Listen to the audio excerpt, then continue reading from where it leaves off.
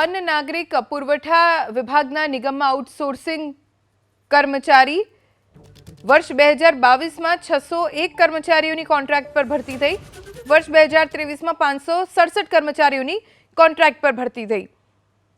લાભાર્થીઓને વિનામૂલ્યે અનાજ વિતરણ કરવા કોન્ટ્રાક્ટથી ભરતી કરાઈ હતી। નિગમના મંજૂર મહેકમ 459ની સામે વર્ષ 2022માં 489 કર્મચારી હતા અને નિગમના મંજૂર મહેકમ 459 સામે વર્ષ 2023માં 346 કર્મચારી હતા। વર્ગ 3ની 98 જગ્યા ભરવા વિભાગની કાર્યવાહી હાથ ધરાઈ। અમિત ચાવડાના સવાલમાં અન્ન નાગરિક પુરવઠા મંત્રીએ જવાબ આપ્યો।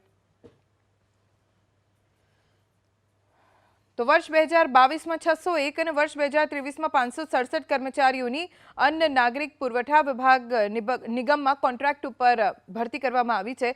લાભાર્થીઓને વિનામૂલ્યે અનાજ વિતરણ કરવા કોન્ટ્રાક્ટથી કર્મચારીઓની ભરતી કરવામાં આવી।